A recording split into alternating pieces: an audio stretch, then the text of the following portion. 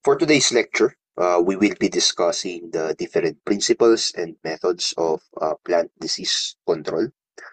Although I would say na ito ay a particular review only kasi we have covered such, specifically yung part ng methods, when we have been discussing the different pathogens that are affecting our crops, katulad ng pagkontrol sa bacteria, nematode, fungi, and virus.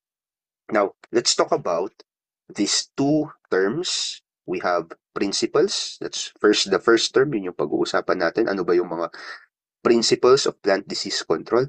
And ano ba yung mga different methods? Although, you can see later on na itong dalawang term na to, principles and methods, interweave and relate to each other when it comes to controlling and managing plant diseases.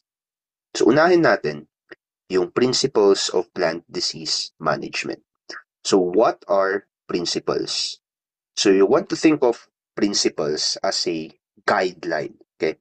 Ano ba yung guideline? Ano ba yung fundamental truths na fina-follow natin when we are trying to implement plant disease management and control? So kahit na anong mangyari, kahit na iba-ibang nation, for example, or kahit na iba-ibang culture yan, or kahit na iba't ibang methods yan, merong fundamental principles behind it that allows us to effectively manage, to effectively control yung mga different na mga sakit ng halaman. So the first principle that we will be talking about is the principle of exclusion. Or as this slide says, ito yung principle that prevents the entry of pathogens. So ito ay principle of prevention.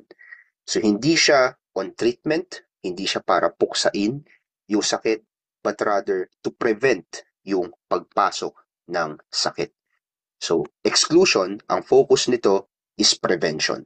Okay? Pine-prevent natin na ma-introduce yung plant pathogen doon sa mga area na disease-free. Okay? Since many plant diseases are introduced, for example, through contaminated planting materials, it is spread out through soil, through water, and others, minsan ang best way to protect our clean fields, quote-unquote clean fields, is strict regulatory or cultural practices that prevents the entry of the pathogen. So anong mga examples dyan? For example, quarantine regulations.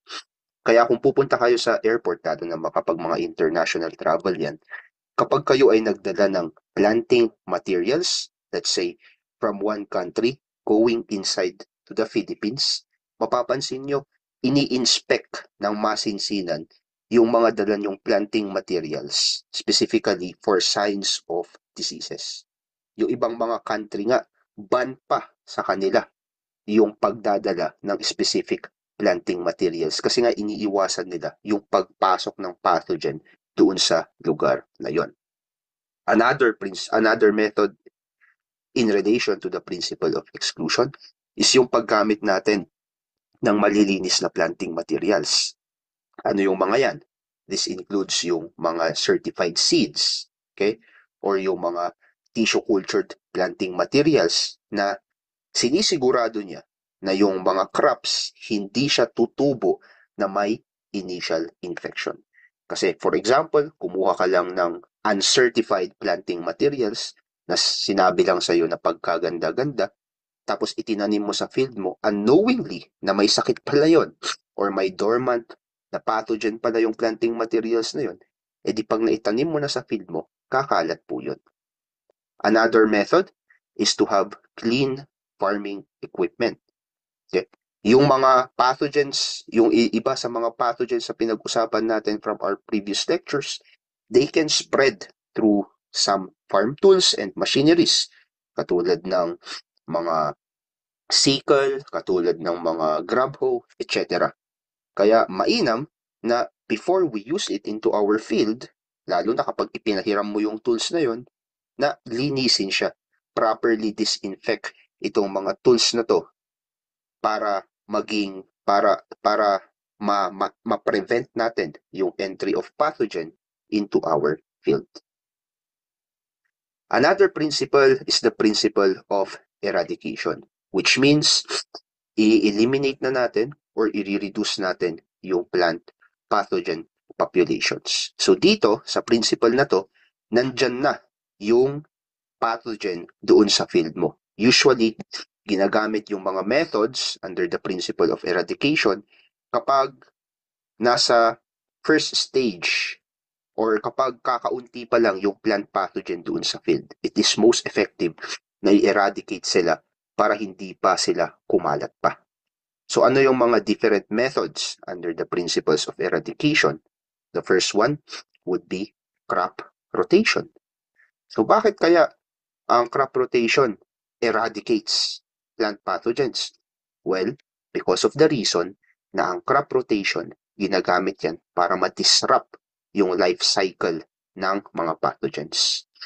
So if you are rotating different crops, specifically mga non-host plants, ini-interrupt niya yung life cycle ng mga pathogens na ito para hindi sila magpatuloy na mag-infect pa or mag-re-infect pa doon sa iyong field. Another method under this principle is i-eliminate mo yung mga infected plants or infected plant parts. So kapag nakita mong may sakit na yung halaman mo, kapag may sakit yung halaman, pwede mong alisin na yun. Kapag nakita mo na yung dahon ay may sakit, you can remove that as well. Roguing is a method under this, kung saan yung mga individual plants, they are removed from the field para maalis yung disease or para maiwasan natin na mag-spread pa yung disease. Soil treatment is another one, katulad ng solarization, kung saan coveran natin yung soil with plastic para matrap yung heat doon sa soil, and yung heat na yon will be a means to kill the plant pathogen in the soil. And fumigation, kung saan nag-a-apply naman tayo ng parang, what do you call this, aerosol, okay? Or chemicals doon sa soil to kill plant pathogens or doon sa ating field, helps eradicate soil-borne diseases as well. We also have the principle of host resistance, kung saan gumagamit tayo ng disease-resistant varieties or disease-resistant crops. Ito yung mga crops na they have a shield against these pathogens. So kahit na meron yung pathogen dyan sa crops na yan, ay dyan sa field mo na yan, kapag ang crop mo ay resistant, hindi sila basta-basta matatablan. And there are two types of resistance, by the way. We have vertical and horizontal. Yung vertical resistance, we also call this as monogenic resistance. Ito yung resistance ng halaman that is controlled by only one gene. So meron kang, molecularly speaking, mai-alter ka na isang gene doon sa halaman that makes it strongly resistant against a particular pathogen. So complete resistance po ang vertical resistance. Complete resistance. Ibig sabihin, napakalakas po niyan. It is strong. However, the problem is, sa vertical resistance, dahil isang gene lang yung inalter mo, oftentimes ito ay temporary. Kasi yung mga pathogens natin, as we have talked about variability on the past lecture, nag-mutate yan, nagbabago, nag-a-adapt. So kahit na strong siya, madalas temporary yan. Ngayon, yung horizontal resistance naman, yan yung resistance that is being controlled by multiple genes. Kaya tinatawag din po natin yung polygenic resistance.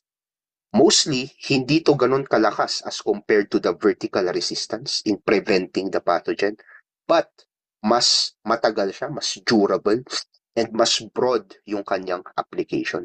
So, hindi lang, for example, isang pathogen lang siya resistance, pwedeng multiple of pathogens yung kanyang resistance. However, yun nga, hindi complete, hindi kasing strong ng vertical resistance ang horizontal resistance. And how do you develop resistant varieties? There are two ways as well.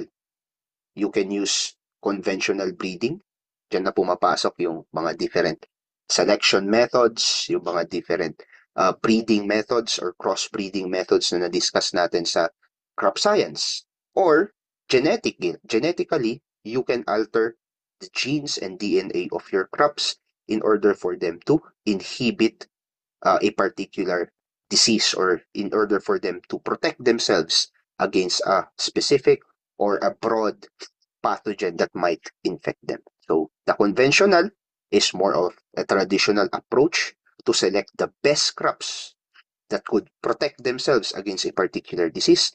And yung genetic naman is a more advanced approach kung saan ina-alter natin yung kanilang DNA in order to induce resistance against a specific pathogen or a broad spectrum of pathogens.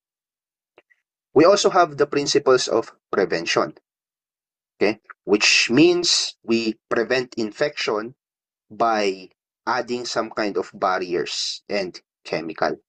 So protection, kind of think of it as a barrier or a shield. So nandyan na yung pathogen, pero maglalagay ka ng shield doon sa yung crops, either through the use of chemical, physical, or even biological protective strategies.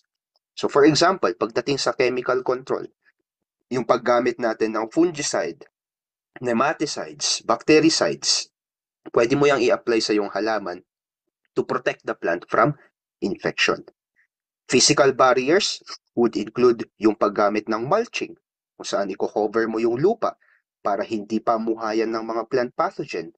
Yung paggamit ng greenhouse, right? Yung paggamit ng mga cover crops can help reduce disease spread. That's a physical barrier.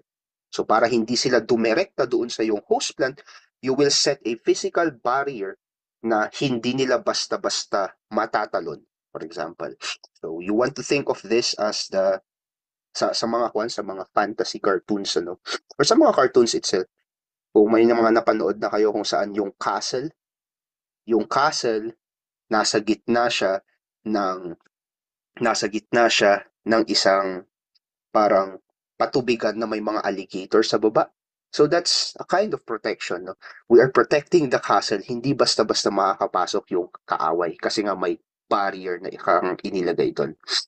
Biocon is also a method na under the protection principle kung saan gumagamit tayo ng mga beneficial microbes na can suppress or can kill pathogens before they can infect plants. Ngayon, paano kapag yung halaman ay na-infect na, right? So, nandyan na yung infection sa halaman. Ano naman ang gagamitin nating principles? Well, we have the principle of treatment, or we also call this as the principle of therapy. Although treatment, I think, is a better word on that one.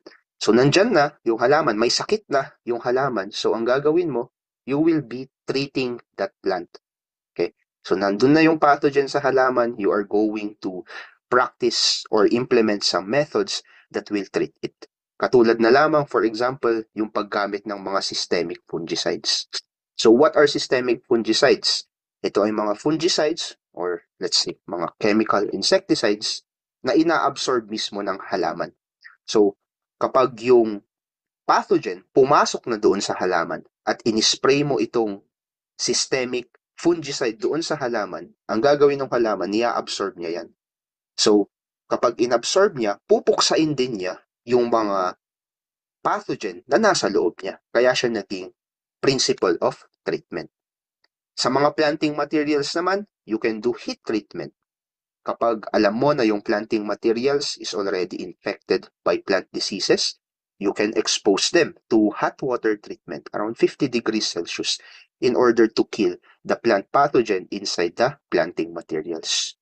Or, kapag napansin mo na nagsisimula na yung sakit, some of its plant parts ng halaman mo ay na-infect na, nagkakaroon na ng symptoms, katulad ng necrosis, katulad ng blight, then you can prune yung infected plant part na yon.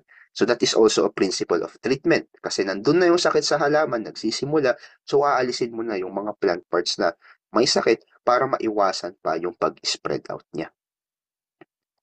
And finally, we have the principle of avoidance. which means ina-adjust natin yung mga different cultural practices natin para ma-prevent yung entry, infection, and the progress of disease in your field. For example, you plant at the right time.